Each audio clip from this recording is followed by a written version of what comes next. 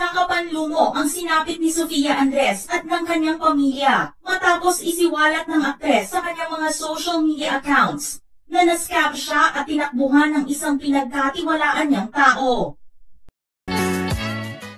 Ayon sa report ay milyones ang siyang nawala sa aktres.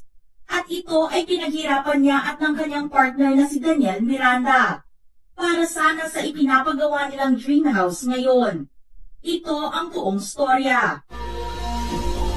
Nanghingi ng tulong kahapon si Sofia Andres sa kanyang mga kaibigan, kapamilya, at pati na din sa kanyang mga followers sa social media na hanapin ang taong 3 buwan na niyang pinaghahanap dahil nakapagbigay siya dito ng full payment para sa glass window na dapat sana ay ilalagay sa kanilang dream house na kasalukuyang ipinapatayo ngayon. Ayon sa aktres ay hindi niya akalain na bigla na lamang itong hindi magpaparamdam matapos niyang ibigay ang bayad sa nasabing mga glassworks. At ito ang kanyang naging pahayag. Thank you. Annalisa Salem is nowhere to be found. She's the one that's in charge to work on our glass windows. And we're fully paid. It's just devastating for me and my family. We are excited for this house to be done that I worked hard for. Been waiting for 3 months or so for this person. Please message me if you can give me some help. Annalisa Salem is nowhere to be found.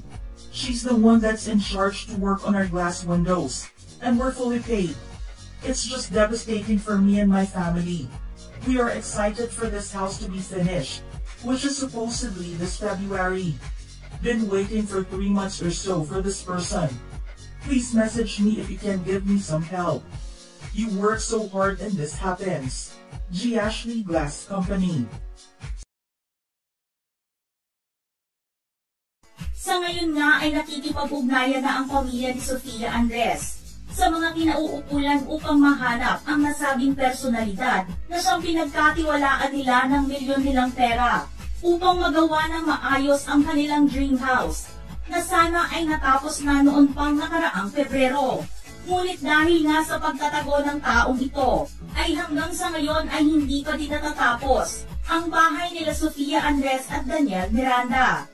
Mas lalo ngang makikita ang pagsisipag ng mag-partner na si Sofia at Daniel dahil sa mga businesses na kanilang itinayo upang unti-unting mabuo ang kanilang dream house. Isa sa mga negosyo na itinayo ni Sofia ay ang Zoe Essentials PH, na siyang isinunod niya sa pangalan ng kanilang unika iha na si Zoe. Ang sumunod naman na business na itinayo nila ni Daniel Miranda ay ang Zoe Scoops na nasa Dumaguete City, Negros Oriental.